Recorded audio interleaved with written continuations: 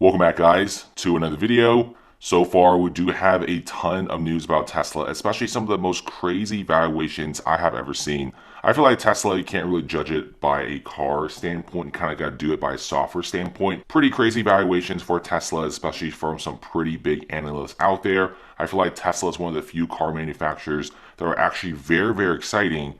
And you can't even call Tesla a car manufacturer anymore. Like, after the next 2 years, I think Tesla's side branches will become so big to the point that if you still evaluate Tesla as a car manufacturer, you're leaving out on like a ton of other external revenue. Like their autopilot system could be like their whole entire new branch, a whole new big industry. They also have a phenomenal battery research team. And I think they might be producing like the most lithium ion battery cells for vehicles in the next few years. Even the third-party producers can't even beat Tesla. At this current moment, you do have Lope Ventures co-founder Gene Munster saying that Tesla stock could be going to $2,500 in 3 years. The only thing holding Tesla back, maybe in the future, could be Apple. So Munster was on CNBC's Squawk Box program and said that Musk is leading a company that's very different and will be changing up the landscape of the financial system and also the overall manufacturing system, software, etc. And Munster has also said that 30 to 40% of Tesla's car revenue might be in autopilot, insurance, and also batteries. And that's pretty big. Munster said on CNBC that Musk recently said that 30 to 40% of the car's value could be insurance. Now, these are for Musk words because driver's insurance, there really isn't that much to talk about. It's a pretty simple business. If you add it to each car, you'll definitely be increasing your profit margins. The thing is, this could be happening. Now, Munster also said that the only possible way for Tesla to get a step back and get delayed is perhaps by Apple. Now, Apple does have some interest in automobiles, probably not a whole entire electric vehicle. There is the rumored Apple's Project Titan, which is specifically made for EVs. But what we've been hearing is Apple could just be making like autopilot systems, maybe some sort of electric vehicle system, but they most likely will not be making a whole entire vehicle. Now, that's a little bit troubling since Tesla's main business is software, and if Apple comes out with really incredible autopilot software and starts selling it to Tesla competitors, that kind of hurts Tesla and that kind of makes Tesla not that special anymore. Then again, Tesla stock hitting $2,500 in the coming 3 years, it will evaluate the company at roughly $2 trillion. Absolutely crazy. $2 trillion market cap. I mean, thinking about this right now, that's as big as Apple. It's pretty insane, and Tesla, people still look at it as a car manufacturer, but a lot of people feel like the side branch, like the autopilot branch, the battery research branch, and also major government contracts to make these massive power and battery farms could be where Tesla needs to start getting its stock price up. The autopilot system from Tesla could be very incredible in 2021. At this current moment, only a select few individuals that have Teslas got the full self-driving beta software. The full self-driving beta software costs $10,000 at this current moment. The price was increased from a recent price of $8,000, which wasn't really cool, but since Tesla's adding more features and they're also adding more time and money to it, it's kind of understandable for them to raise the price. But $10,000 is extremely pricey, and that's just for the software alone. But apparently, a lot of people feel like it's completely worth it, especially the first batch of individuals that got the FSD beta said it's probably one of the best autopilot softwares they have ever used. It's essentially hands-free driving in inner metropolitan cities. It can recognize stop signs, pedestrians, traffic lights, etc.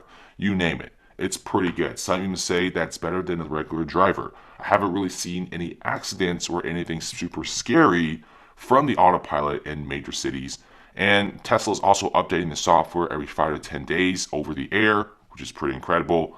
And they also will be releasing a wider version, which will be going out to all their consumers that have the FSD beta software.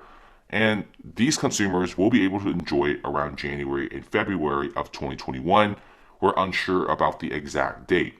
Now, Musk has also said that he wants to be achieving full autonomy in 2021, which means that he wants to be making some sort of a robotaxi or autopilot. Now, since Tesla has this full autonomy going on, other insurance companies aren't really sure how to price the insurance when it's, in autopilot mode or if it's a fully autonomous robotaxi. This is why Tesla is already starting to offer their own insurance program which will increase their profit margins. Now, Tesla said that if they do offer their own insurance, which they kind of are starting to do so, the insurance will be a lot cheaper than the competitives and it will be covering more stuff that's Tesla based. Because when you have a vehicle as complex as Tesla with autopilot, batteries, charging, EVs, etc., you're going to be needing the Tesla insurance.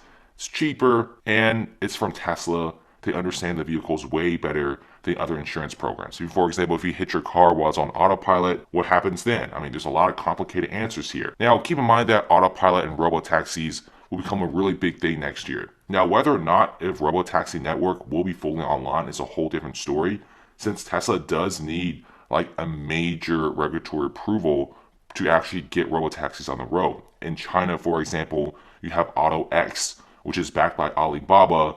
They're already starting robotaxi tests in major cities. There's no drivers in the vehicles. You do have Baidu with their Apollo program. They have their own robotaxi program that's already in some streets of China in the middle cities. They have 5 vehicles right now driving around for tests. Now, hopefully Tesla could have some sort of a robotaxi out next year, especially how a lot of individuals that bought Teslas will love to making some side cash and just like a really good side hustle from this. So you also do have Tesla going for major batteries. They also have the Gigafactory Berlin, which will be producing a ton of battery cells, and also Nevada Gigafactory. You do need nickel for the new 4680 battery cells. So they're already sending a lot of people to Indonesia to talk to the government and set up a gigafactory over there to extract nickel, because nickel makes the lithium-ion batteries super dense. And guess what? The Indonesian government seems extremely interested in this. And I really do feel like a lot of good things could definitely happen between Tesla and also Indonesia themselves. Definitely create more jobs, more nickel, denser batteries. In the next 5 years, seriously, I feel like Tesla is one of the few companies out there that has like the biggest stake in battery sales. No other company right now has plans to make a battery cell production facility, except Tesla. They're already securing the nickel. They're making 2 massive battery factories, and the company is looking pretty decent. So I really do feel like the $2,500 price target may seem kind of crazy right now, but just looking at the fact that Tesla did surge like 60% after being included to the S&P 500 is good enough to know that maybe Tesla could be hitting this insane mark. $2,500 in 3 years, it's pretty possible because of the upcoming robotaxis, the massive battery farms, the $25,000 Tesla that will be coming out. So yes, I really do believe this. $2 trillion market cap for Tesla. It's almost like it's not a car manufacturer anymore. It's more of a software battery company at that point. Thanks for watching, guys, and comment below. Definitely check out more Tesla videos on the channel. We do cover on a variety of different topics like Tesla semi-trucks, the Boring Factory, autopilot, and much, much more.